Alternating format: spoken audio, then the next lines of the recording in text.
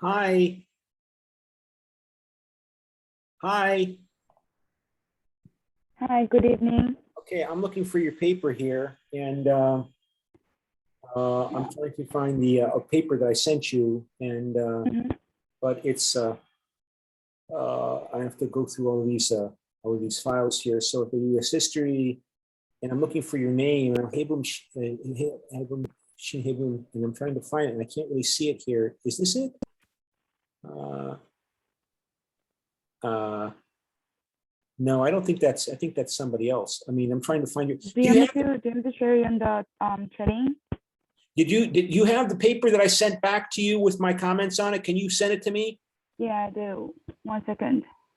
Okay, so I'm because I don't see your name here on the oh, there it is. I see it. I got it. Oh, you got it? Yeah. Okay, so make sure that I share the screen. So I go here, share screen, go here, and I think this is it. Okay, there it is. Okay, so Yeah. there's the paper. And so in this class, we are taught with the book, A People's History of the United States. So let me remind myself what I wrote here. And okay, so you have to make sure you use and cite information from three different chapters from chapters 1 through 12. Mm-hmm. I see one reference to chapter 9 here with no page number.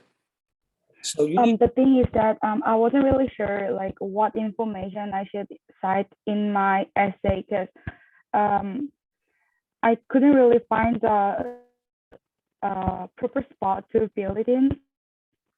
well, I mean, for example, the in the paper you mentioned, for example, the Civil War.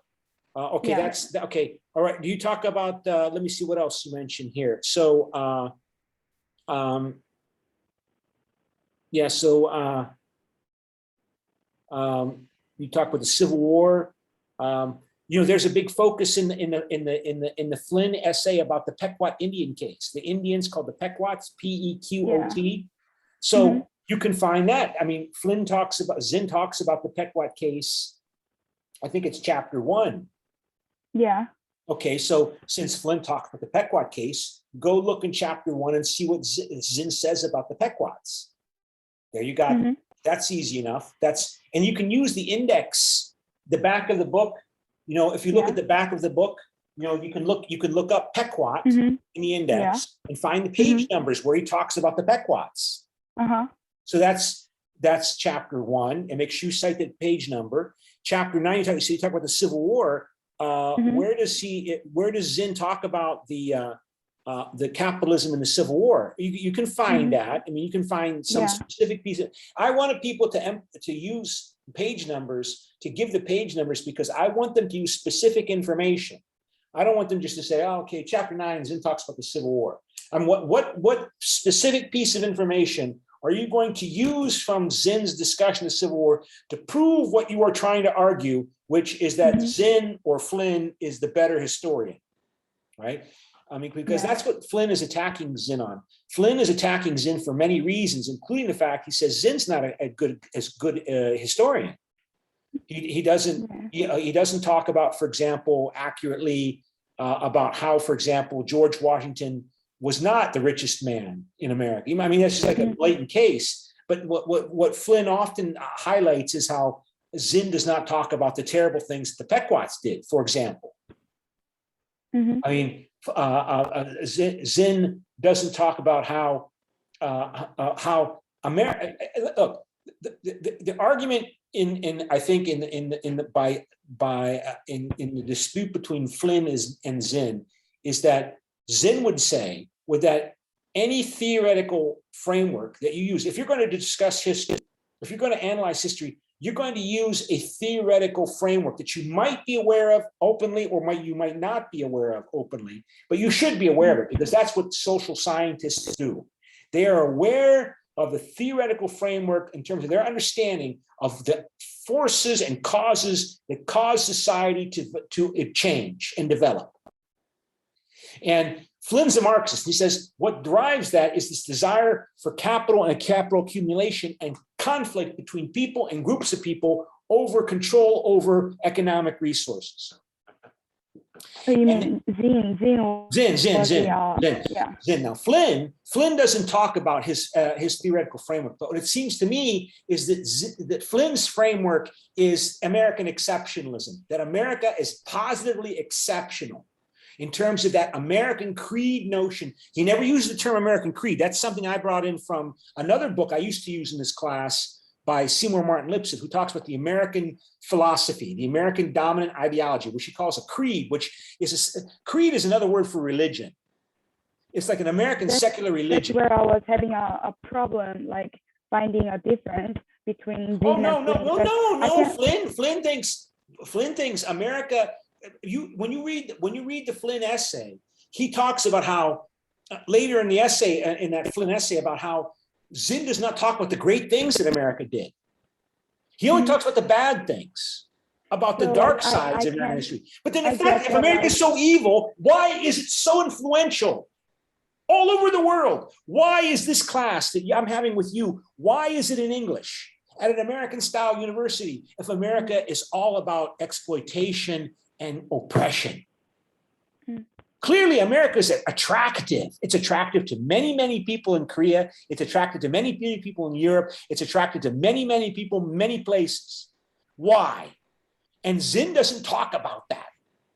He only talks about oppression and exploitation and brainwashing and division and racism. But clearly, America is positively exceptional because it's so influential all over the world. And America's positively exceptional nature saved the world, saved you, saved me from evil. And that evil is communism. The Soviet, like in North Korea. Would you want to live in that kind of system in North Korea? That sick, Stalinist, evil place? No. And why don't we? Because the United States had the will and determination as a people to contain the evil empire, what Ronald Reagan called the evil empire in 1983, the supposed Russian version of Hitler's Germany. Joseph Stalin is a Russian Soviet version of Hitler. And America saved the world in spite of people like Howard Zinn, who are teaching people, and the followers of Howard Zinn, who are teaching their students that they should be ashamed of their country. They should be ashamed of the United States. They shouldn't fight for their country because look how evil it is. It's based upon racist, imperialist colonialism.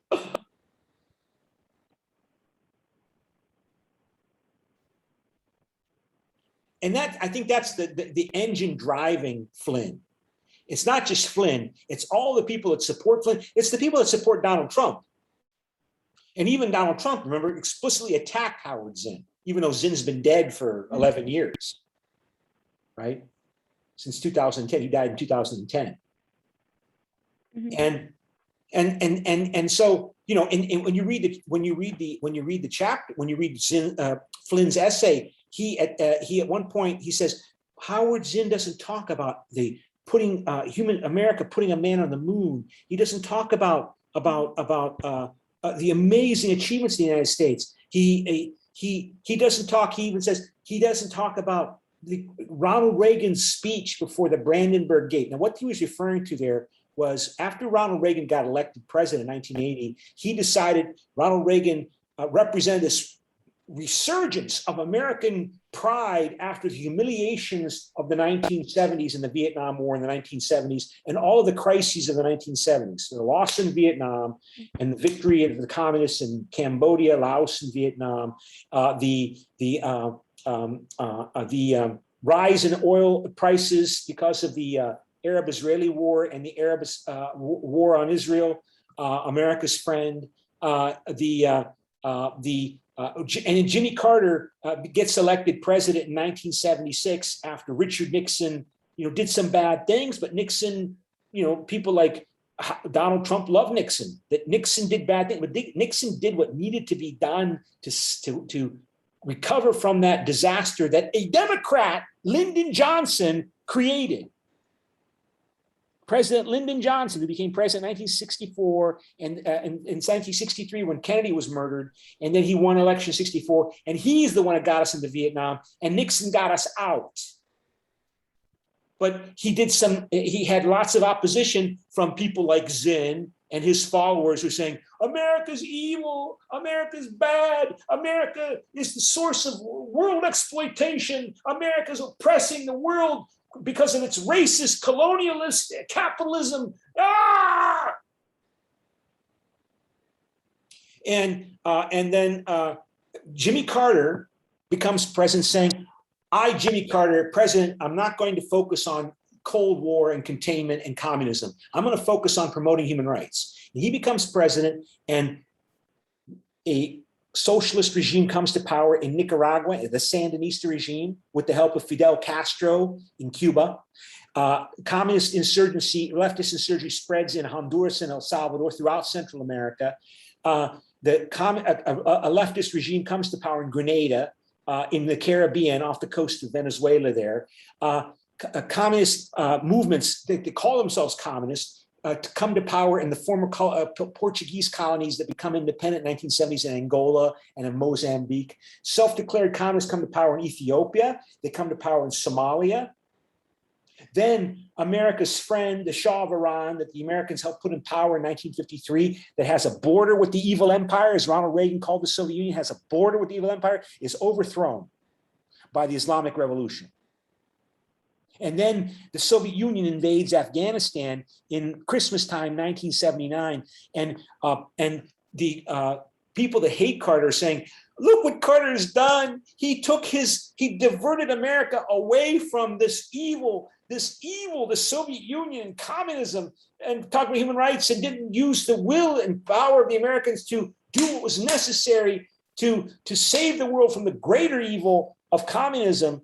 Yeah, I know, lots of people suffered in Korea, lots of people suffered in Vietnam, but that's because the Soviet Union's trying to take over the world, to spread their Stalinist system over South Korea, Japan, Asia, Africa, Europe, the world. And, it's not our fault that people are suffering in Korea and Vietnam during the Korean War and the Vietnam War. It's because Stalin wants to try to conquer the world. And those communists are evil, bloodthirsty people. You want evidence? Look how they treat their people in North Korea. They don't value life at all. That's the enemy. And Jimmy Carter doesn't realize it. And the people and partly because people like Howard Zinn and their supporters are saying, no, America's the source of evil in the world. So you read about, for example, the point I'm trying to make is that people like Zinn and there are other historians, they're called the New Left historians. They emerged among the new social movements that emerged in the 1950s and 60s and 70s. And the Vietnam War gave a lot of energy to these social movements. And there was intellectuals that emerged, they're called New Left historians. And they include Howard Zinn. You're going to read about how Howard Zinn will reference Gar Alpovitz. Now, Gar Alpovitz is a historian, he's still alive, who's built his whole career arguing that the Americans didn't need to drop the 2 atomic bombs on Japan at the end of World War II. That the Americans did it because they wanted to terrorize the Soviet Union. They wanted to show the Soviet Union that this world now belongs to America, now that we've defeated Germany and Japan. Because Japan was already defeated, America didn't have to drop the bombs. Japan would have given up eventually. They could have negotiated something, but they didn't. They wanted to use the bombs. They wanted to kill all those innocent people in Hiroshima and Nagasaki, who didn't care how many kids and women they killed. Because he'll reference that, because these people emerged in the 1960s and 70s. They've always been there, but then they became more influential. People like Howard Zinn, because people were saying, this Vietnam War, evidently we made a mistake. Why do we make this mistake? This horrible mistake that's killing hundreds of thousands of people. And is this the first time we made this mistake? Why can't we get out of this war? Why are we continuing to kill thousands of people? These people are arguing because the Americans will get in there in 64. They'll start sending lots of people, 65. They'll start sending lots of soldiers, and they'll stay until 1973. And they will kill, we don't really know how many hundreds of thousands of Vietnamese, just like we don't really know how many hundreds of thousands of Koreans died in the Korean War. And they start going back and looking at all of American history and say, well, if we were wrong about Vietnam, maybe we were wrong about Korea. Maybe we were wrong about why we dropped the atomic bombs, because of course American children are taught, oh, America dropped the atomic bombs because we wanted to end this horrible suffering as quickly as possible, to just end the war now. Is that really why? Do we really wanted to end suffering? Was that their primary motivation? Or was it to basically declare to the world that America rules?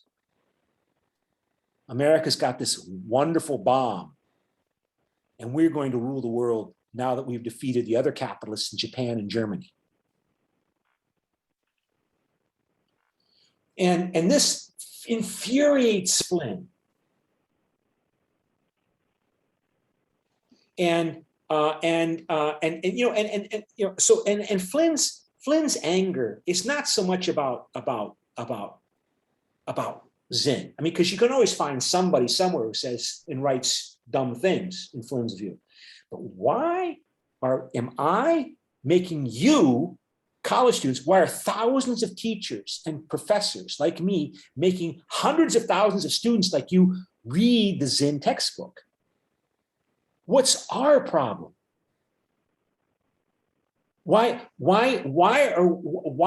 Because you see because the main source, not the only, but the main source of opposition to the United States involvement in Vietnam and emerged on college campuses and universities in the 1960s.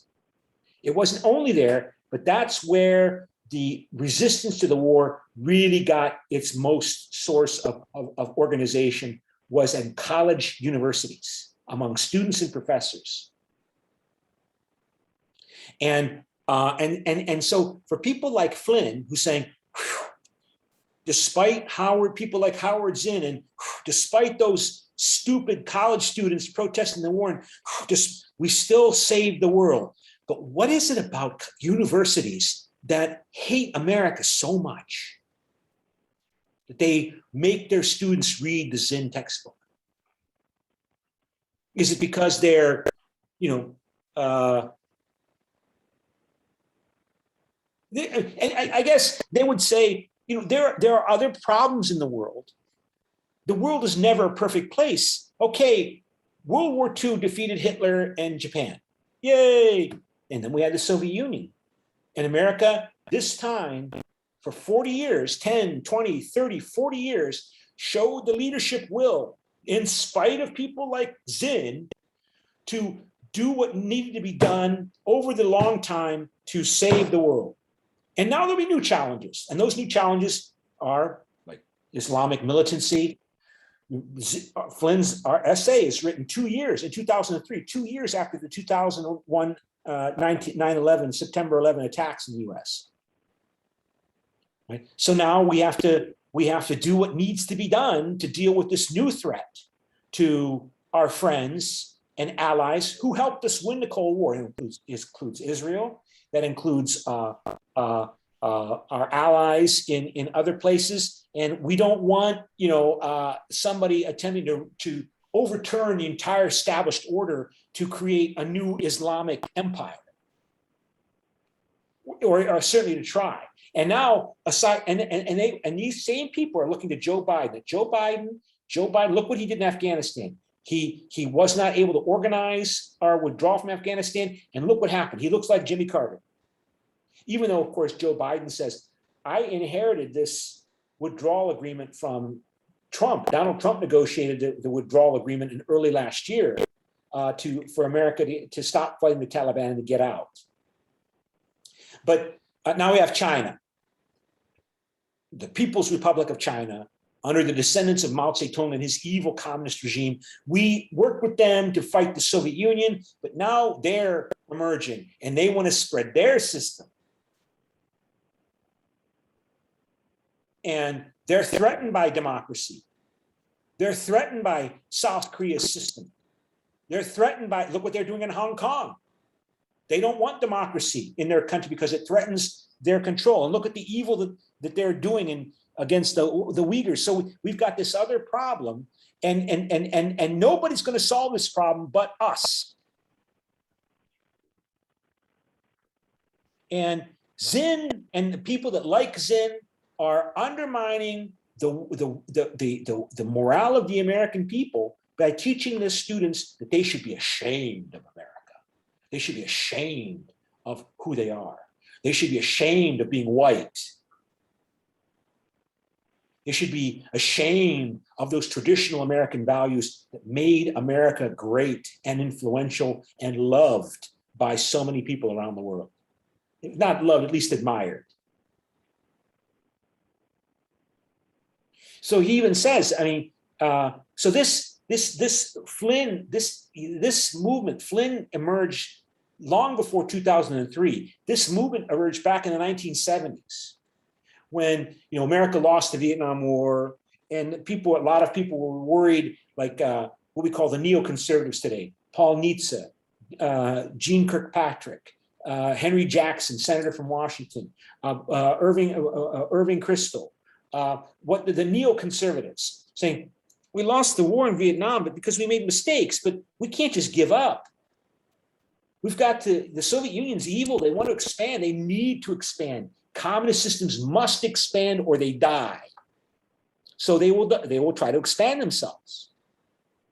And in spite of the foolishness of Carter and the idiocy of Zinn, strong-willed people emerged to mobilize the Americans to meet this challenge. But still, there are those people in American universities who are continuing to attack the fundamental values that saved the world from the Russian version of Nazi Germany. And he even implies that in his essay. I mean, he says, you know, why isn't Zinn talking about the great achievements and the great milestones in American political development and in American foreign policy? He puts Ronald Reagan when he was president in 1980, it gets elected. He gives a speech after Gorbachev comes to power in 1985 in the Soviet Union, and he gives a speech in front of the Brandenburg Gate when the Berlin Wall was still there, and he says, "Mr. Gorbachev, tear down this wall." And Flynn references that speech. He says, why doesn't Zinn talk about that speech? Why doesn't he talk about that speech? He doesn't talk about Lincoln's Gettysburg Address. He doesn't talk about George Washington's farewell address when he just finished up his as first president. He considers Reagan's speech equal to Lincoln's speech and Washington's speech. It's that important, Reagan's speech. And he asks, why doesn't Zinn talk about it? So again, he really thinks that conservatism and Ronald Reagan and positive American exceptionalism that they express, that they defend, is the reason why the world is not completely in disaster mode. But you wouldn't realize that from reading Zinn. You only read about racism and oppression and the people that fought it, but not about how it is that, you know, America was this bold new experiment that has been a beacon of inspiration for so many people around the world. You don't get that sense from Zinn. So how do you think Zinn would respond if he were alive today? How do you think Zinn would respond to Flynn's attack? If I just expressed Flynn's attack, how do you think Zinn would respond?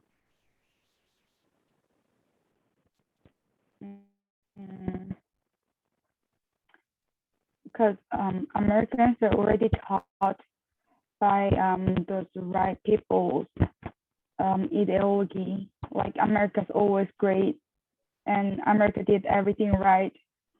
They are already taught that way, only that way, and they did not see the other side of the history.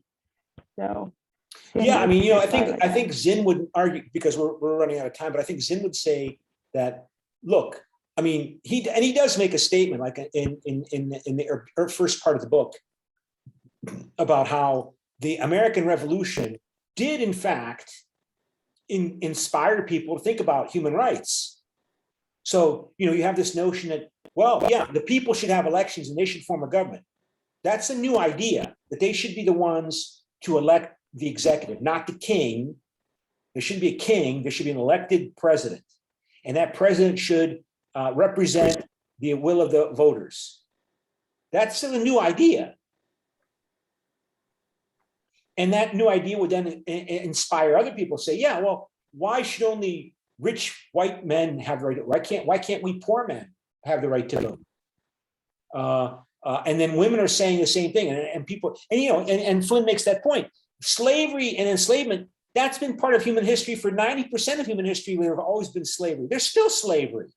There's still slavery in Africa to this day. You go on YouTube. I showed you that YouTube clip. People are selling their children as slave labor.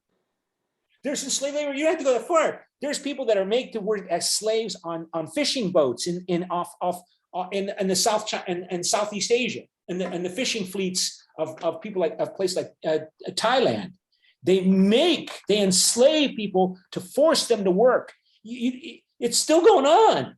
America was the first country, however, to maybe one of the first countries through its revolution. They didn't free the slaves. I mean, the French Revolution freed their slaves, but then Napoleon tried to bring it back in Haiti after he took power in France, and he failed. He tried to put slavery back in place. So there's, that's why America is exceptional, not because it didn't have problems, because it was trying to change things. Okay, do you have any questions? No, I'm good. Okay, so make sure you use inside information from 3 different chapters and give the page numbers. Okay? Mm-hmm. Yeah. Okay, so let me, in case I made some more changes, I'll send that to you. And then I'll send you the link to this video recording, okay? Okay, thank you. Bye.